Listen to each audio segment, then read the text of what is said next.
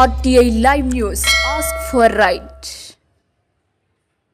కొమరం భీం ఆసిఫాబాద్ జిల్లాలోని మెడికల్ కాలేజీలో గత 3 నెలల నుంచి పెండింగ్లో ఉన్న వేతనాలు చెల్లించని ఏజెన్సీలపై చర్యలు తీసుకోవాలని ఏఐటీయూసీ జిల్లా ప్రధాన కార్యదర్శి బోగే ఉపేందర్ డిమాండ్ చేశారు. పెండింగ్లో ఉన్న వేతనాలు చెల్లించాలని, ఇతర సమస్యలు పరిష్కారం చేయాలని మెడికల్ కాలేజీ ప్రిన్సిపల్ శుభోదయం కుమార్కి మెడికల్ కాంట్రాక్ట్ ఎంప్లాయీస్ యూనియన్ ఆధ్వర్యంలో వినతి పత్రం అందజేశారు.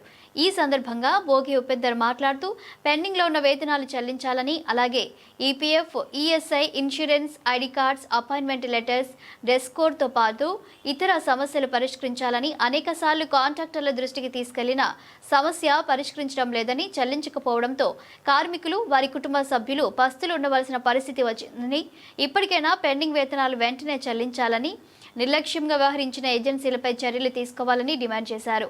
ఈ కార్యక్రమంలో సిబ్బంది సందీప్, షేక్, సాయి, దేవిక, సమ్రిన్ బాన్, రామ్జీ, మహేష్, రోజా, అశ్వినితో పాటు తదితరులు పాల్గొన్నారు.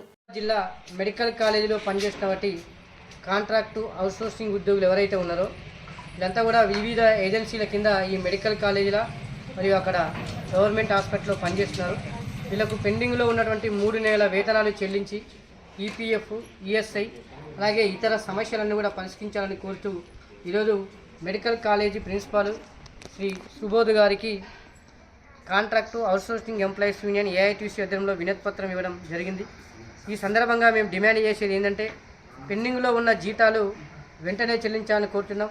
గతంలో కూడా వేతనాలతో పాటు ఇతర సమస్యలు పరిష్కరించాలని కోరుతూ అనేకసార్లు ప్రిన్సిపాల్ గారికి అలాగే ఇతర ఏజెన్సీ వాళ్ళకి అనేకసార్లు కూడా దృష్టికి తీసుకున్నా కూడా వాళ్ళు రేపు మాపు అంటూ కాలయాపన చేస్తున్నారు తప్ప సమస్యలు ఎక్కడ కూడా పరిష్కరించలేదు. మేము ఇప్పటికైనా ఒకటే డిమాండ్ చేసినాం. ఆల్రెడీ మేము సమ్మె నోటీస్ కూడా ఇచ్చాం గతంలో, అయినా కూడా సమస్యలు కూడా పరిష్కారం కాలేదు. ఇప్పటికైనా కూడా ఈ నెల 20వ తేదీలోపు పెండింగ్ వేతనాలతో పాటు ఈఎస్ఐ, ఈపీఎఫ్ మరియు ఇతర సమస్యలన్నీ కూడా పరిష్కరించాలని కోరుతున్నాం. లేని పక్షంలో నిరవధిక సమ్మెలోకి వెళ్తామని ఈ సందర్భంగా ఇటు ఈ మేనేజ్మెంట్కి, ఏజెన్సీలకు తెలియజేస్తున్నాం.